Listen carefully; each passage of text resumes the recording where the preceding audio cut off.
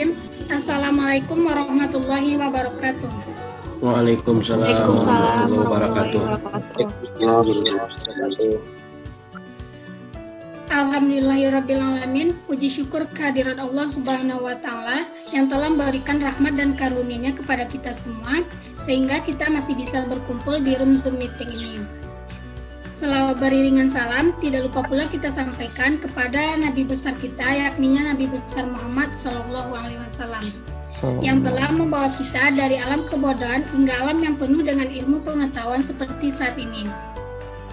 Yang sama-sama saya hormati Bapak Hasbullah Malau selaku dosen pembimbing pengantar administrasi publik, selanjutnya kepada teman-teman semua. Baiklah, saya tidak akan memperpanjang kata-kata mukadimah. Untuk itu izinkan kami dari kelompok 1 yang beranggotakan saya sendiri Aldiniatul Islam, Abdul Haris dan Adi Lutfi untuk menyampaikan hasil diskusi dari kelompok kami yang berjudul Ruang Lingkup dan Konsep Dasar Administrasi Publik. Untuk pembacaan yang pertama akan dibacakan oleh Abdul Haris. Kepada Abdul Haris dipersilakan. 1. Pengertian administrasi. Administrasi dalam arti luas adalah pekerjaan terencana yang dilakukan oleh sekelompok orang dalam bekerja sama untuk mencapai tujuan atas dasar efektif, efisien, dan rasional. Administrasi dalam arti sempit yaitu tata usaha, yang artinya suatu pekerjaan yang sifatnya mengatur segala sesuatu pekerjaan yang berhubungan dengan pekerjaan tulis-menulis, surat menyurat, dan mencatat, atau membukukan setiap perubahan atau kejadian yang terjadi di dalam organisasi.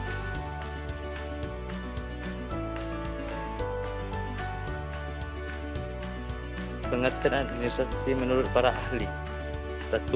Robert Asimon dalam bukunya yang berjudul Public Administration, administrasi adalah kegiatan-kegiatan dari kelompok yang mengadakan kerjasama untuk mencapai tujuan bersama. 2.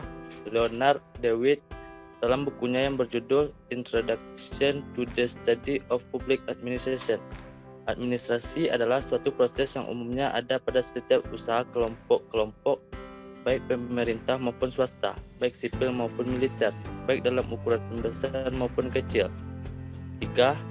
Dr. Hans de Leonghi dalam bukunya yang berjudul Administrasi Perkantoran Modern, administrasi adalah segenap rangkaian kegiatan penataan terhadap pekerjaan pokok yang dilaksanakan oleh sekelompok orang dalam bekerjasama untuk mencapai tujuan tertentu. 4. Sondang P. Siagian. Administrasi adalah keseluruhan proses kerjasama antara dua orang atau lebih yang didasarkan atas rasionalitas tertentu untuk mencapai tujuan yang telah ditentukan.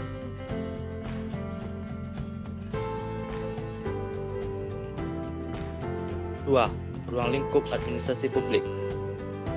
Kata negara atau publik dalam rangkaian kata administrasi negara atau publik merupakan hal yang sangat jelas bahwa administrasi yang dimaksud bukan hanya mengenai surat menyurat atau catat mencatat, administrasi dalam arti sempit, tetapi lebih menekankan pada bagaimana suatu negara yang dijalankan sebuah pemerintahan mampu memenuhi kebutuhan masyarakat, menyelesaikan masalah-masalah yang meliputi seluruh aspek kehidupan warga negara serta mencapai tujuan negara secara efektif, efisien, dan rasional.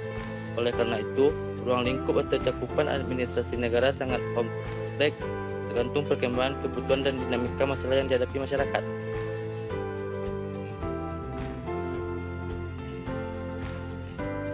Seperti yang dikatakan Chandra De Plano bahwa kehidupan manusia menjadi semakin kompleks, maka apa yang akan dikerjakan oleh pemerintahan atau administrasi negara juga semakin kompleks.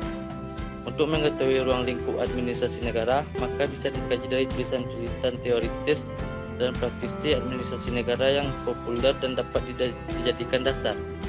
Harus diakui bahwa cakupan atau ruang lingkup administrasi negara sangat kompleks tergantung dari perkembangan kebutuhan atau dinamika masalah yang dihadapi masyarakat. Salah satu cara untuk melihat cakupan atau ruang lingkup praktis administrasi publik dari suatu negara adalah dengan mengamati jenis-jenis lembaga-lembaga, departemen, dan non-departemen yang ada.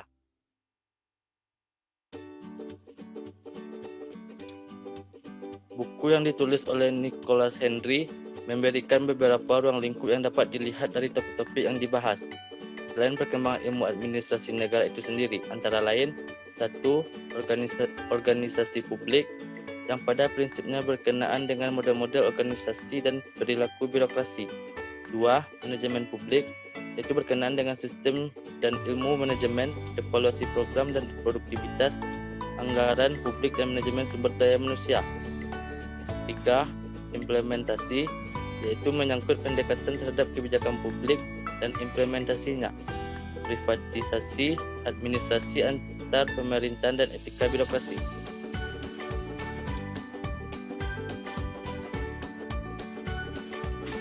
Sedangkan James Alperi dalam buku Handbook of Public Administration menguraikan bahwa pokok-pokok bahasan administrasi publik terkait yaitu 1. Tantangan-tantangan administrasi negara yang bagaimana menyesuaikan diri. 2. Sistem administrasi dan organisasi efektif. 3. Administrasi negara terkait dengan usaha memperkuat hubungan dengan badan legislatif, badan-badan yang diangkat dan dipilih oleh rakyat. 4. Bagaimana menyusun kebijakan dan program sukses. 5. Administrasi perpajakan dan anggaran yang efektif. 6. Manajemen sumber daya manusia. 7. Bagaimana operasi pelayanan publik yang baik. 8. Bagaimana praktek administrasi publik yang profesional dan etis.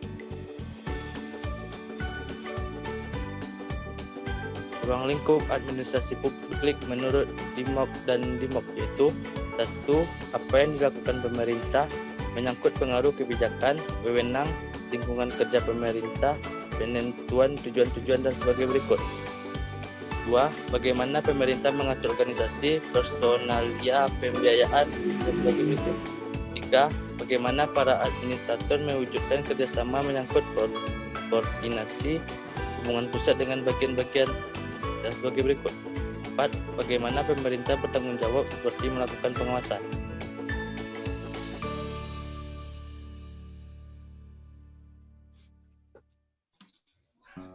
Baik, terima kasih kepada Haris. Untuk pembacaan selanjutnya akan saya bacakan sendiri.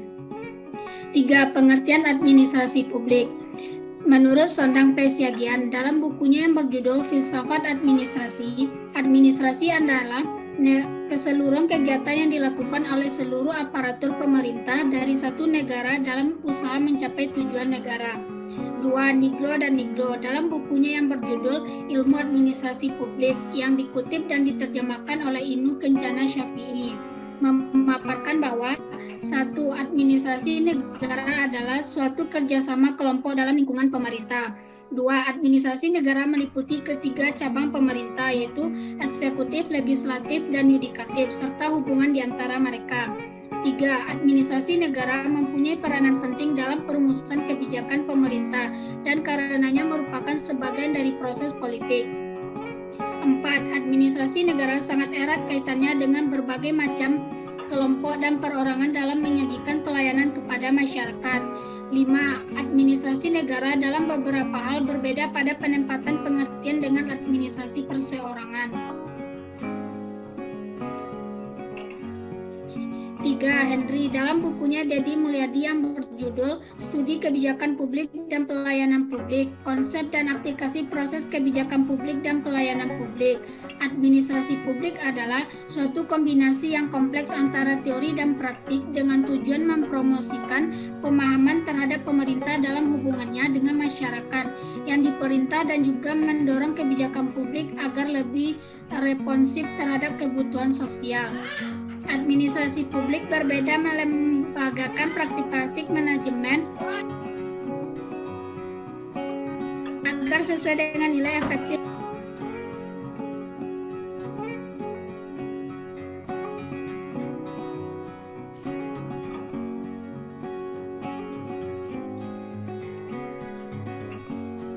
Sedangkan menurut DIMOK dan DIMOK, administrasi negara adalah bagian dari administrasi umum yang mempunyai lapangan lebih luas, yaitu ilmu pengetahuan yang mempelajari bagaimana lembaga-lembaga mulai dari salah satu keluarga perserikatan bangsa-bangsa disusun, digerakkan, dan dikemudikan.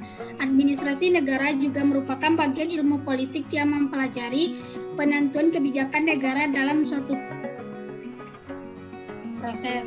Jadi, administrasi negara adalah suatu bahasan ilmu sosial yang mempelajari 3 elemen penting kehidupan bernegara, yang meliputi lembaga legislatif, yudikatif, dan eksekutif, serta hal-hal yang berkaitan dengan publik yang meliputi kebijakan publik, manajemen publik, administrasi pembangunan, tujuan negara, dan etika yang mengatur penyelenggaraan negara.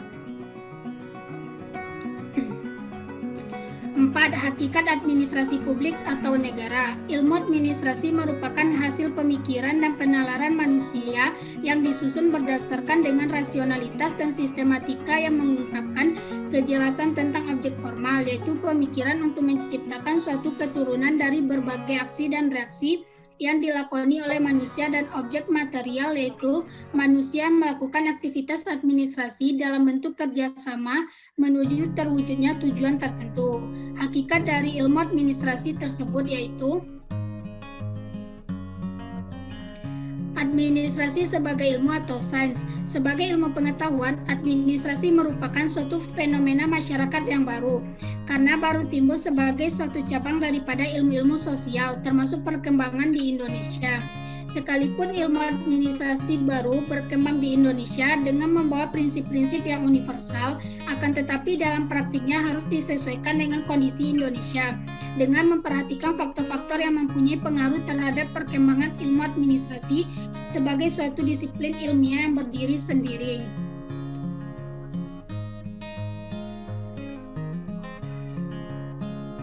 Administrasi sebagai ilmu pengetahuan termasuk kelompok applied science karena pemanfaatannya hanya ada apabila prinsip-prinsip, rumus-rumus, dan dalil-dalilnya diterapkan dalam mutu berbagai kehidupan berbangsa dan bernegara. Filsafat ilmu administrasi sebagai berikut.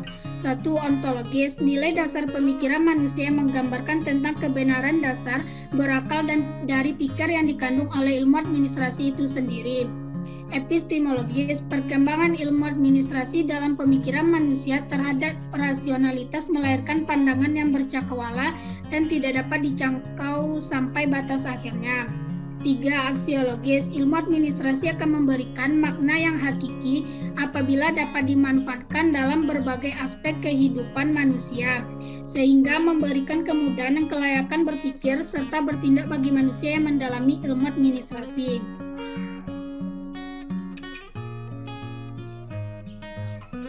Administrasi sebagai seni atau art. Pada hakikatnya timbul bersama dengan timbulnya peradaban manusia. Jelasnya semenjak manusia berbudaya, yaitu dengan mengembangkan ciptanya atau akal pikirannya, rasanya atau seninya, karsanya atau kehendaknya, dan adanya kerjasama antara dua orang atau lebih yang merupakan unsur-unsur administrasi dalam kehidupan bersama atau bermasyarakat. Oleh karena itu, administrasi sebagai suatu seni sesungguhnya bukan merupakan hal yang baru, karena dengan adanya dua manusia yang bekerja sama untuk mencapai tujuan tertentu, di sana sudah terdapat administrasi, yaitu administrasi dalam praktek. Administrasi sebagai seni adalah suatu proses yang diketahui hanya permulaan dari suatu kegiatan, sedangkan kapan berakhirnya kegiatan itu sendiri tidak diketahui. Administrasi sebagai seni juga merupakan suatu sosial fenomenon. Sampai tahun 1886, manusia hanya mengenal administrasi sebagai seni. Kemudian pada tahun 1886, itulah timbul suatu ilmu baru, yang sekarang dikenal dengan ilmu administrasi yang objek studinya tidak termasuk objek studi ilmu-ilmu yang lain.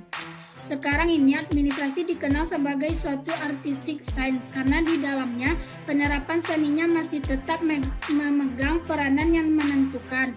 Sebaliknya, seni administrasi dikenal sebagai suatu scientific art karena sudah didasarkan atas sekelompok prinsip-prinsip yang telah teruji kebenarannya.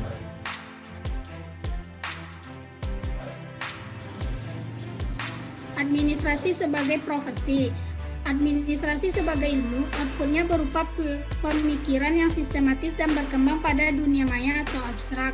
Sedangkan administrasi sebagai profesi atau pekerjaan, outputnya adalah dunia nyata atau kontrak. Administrasi berfungsi untuk menemukan pembagian kerja dalam bermacam-macam karakteristik manusia yang berada di antara satu dengan yang lainnya. Pada dasarnya, unsur administrasi adalah melayani kebutuhan masyarakat. Masyarakat yang maju dengan pesat harus dapat diantisipasi oleh unsur pelayanan publik. Hanya dengan pembangunan administrasi yang berwawasan global yang akan mampu mengimbangi gerak kemajuan masyarakat di segala bidang. Karena masyarakat yang dilayani bukan hanya masyarakat domestik saja, tetapi juga masyarakat dunia. Administrasi itu berkaitan dengan penataan organisasi, misalnya organisasi negara atau perusahaan.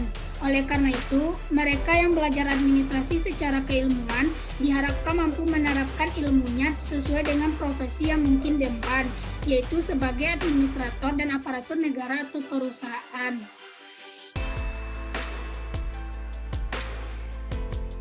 Baik, untuk pembacaan selanjutnya akan dibacakan oleh Abid. Kepada Adik dipersilakan. Baik, yang kelima organisasi dan manajemen. Yang pertama organisasi. Organisasi menurut kamu istilah organizing berarti menciptakan suatu struktur dengan bagian-bagian yang terintegrasi sedemikian rupa sehingga hubungan antara bagian-bagian dipengaruhi oleh hubungan mereka dengan keseluruhan struktur tersebut.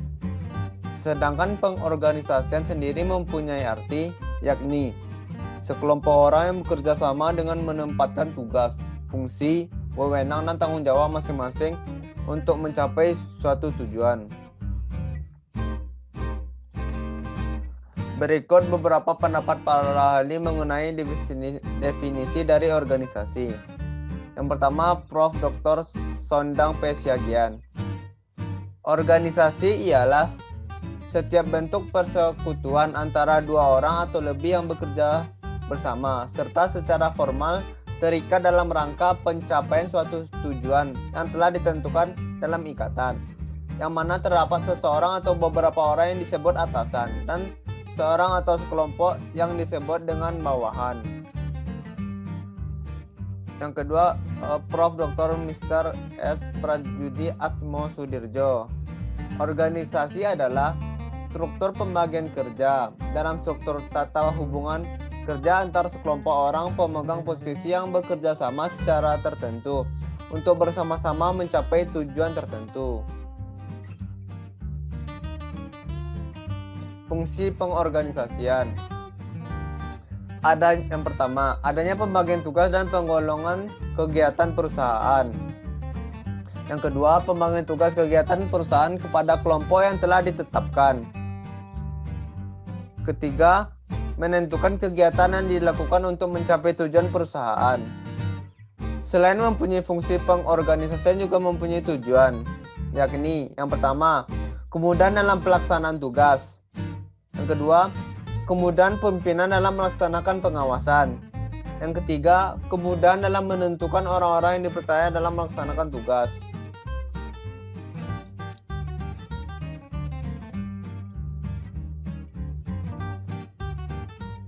Dalam literatur administrasi publik, pengertian organisasi publik menurut Samuelson bermula dari konsep barang publik, yaitu adanya produk-produk tertentu berupa barang dan jasa yang tidak dapat dipenuhi dengan mekanisme pasar yang dilakukan individu-individu. Konsep ini menunjukkan adanya produk-produk yang bersifat kolektif dan harus diupayakan secara kolektif pula. Inilah alasan mengapa organisasi publik harus diadakan. Ciri-ciri dari organisasi publik yaitu 1. Organisasi publik tugas-tugasnya lebih kompleks.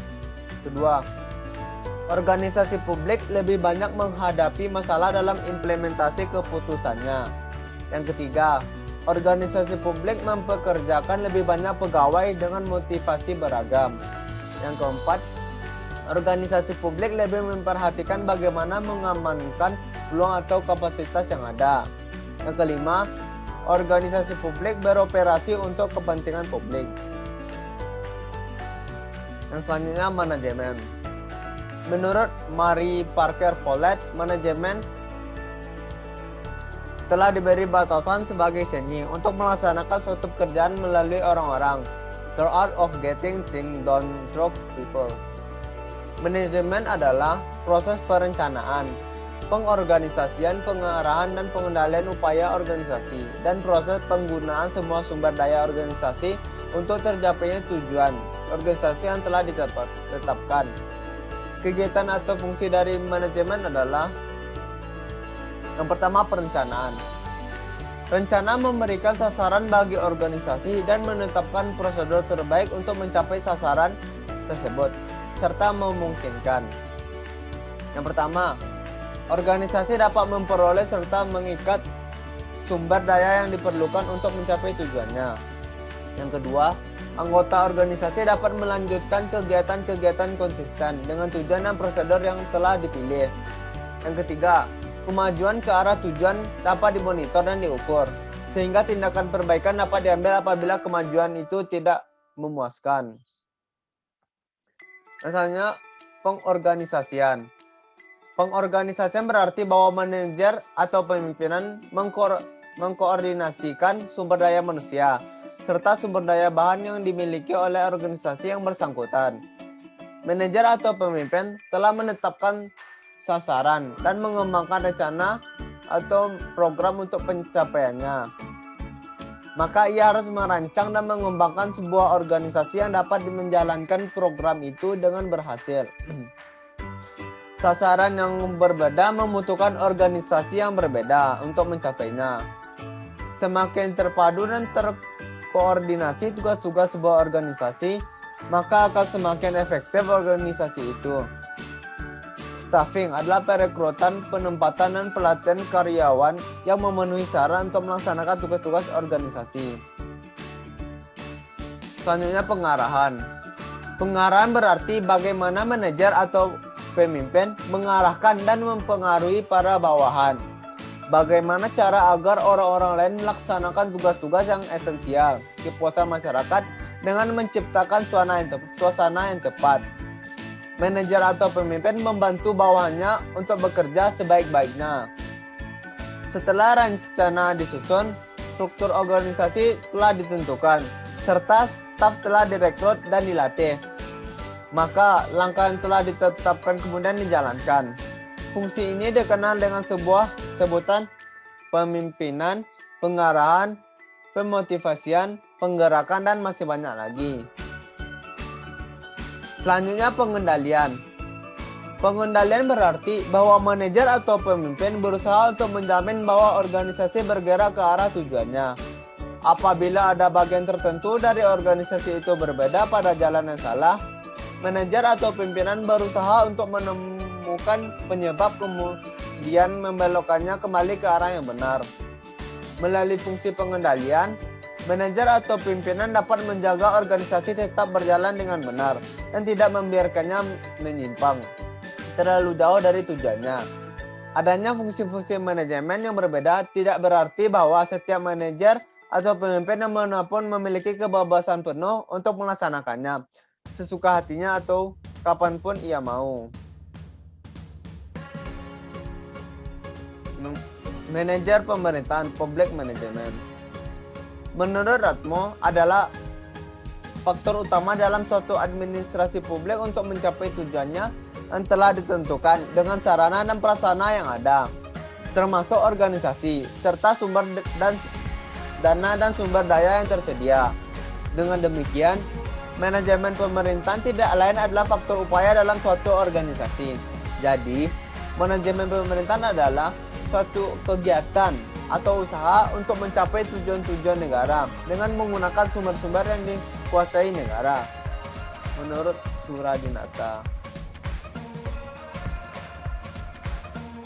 aparatur negara di masyarakat harus memperhatikan prinsip umum manajerial pemerintahan sebagai berikut. Yang pertama, adanya pembagian kerja. Yang kedua, kewenangan dan tanggung jawab yang jelas. Ketiga, mekanisme kerja yang jelas. Keempat, penghargaan terhadap setiap anggota. Yang kelima, etos kerja yang tinggi. Yang keenam, penyesuaian terhadap lingkungan sosial dan lingkungan fisik. Yang ketujuh, budaya kerja yang dilandasi nilai kejuangan yang tinggi. Yang keenam, objek formal dan objek material ruang lingkup administrasi publik. Objek kajian dari ruang lingkup administrasi publik terbagi dua, antara lain objek material, yaitu manusia yang melakukan aktivitas administrasi dalam bentuk kerjasama menuju terwujudnya tujuan tertentu, dan objek material ini bersifat nyata. Objek formal yaitu pemikiran untuk menciptakan suatu keturunan dari berbagai aksi dan reaksi yang telah dilakoni oleh manusia, atau objek formal adalah keteraturan atau pengaturan yang biasa dilakukan oleh pemerintah. Objek formal ini bersifat empiris. Dengan mengetahui objek formal, maka sudah jelas bahwa objek material tersebut diikat oleh objek formal. Terima kasih. Terima kasih kepada Adib yang telah membacakannya. Sekian dari presentasi dari kelompok kami. Apakah dari kelompok lain ada yang ingin ditanyakan atau ditanggapi? Dipersilakan.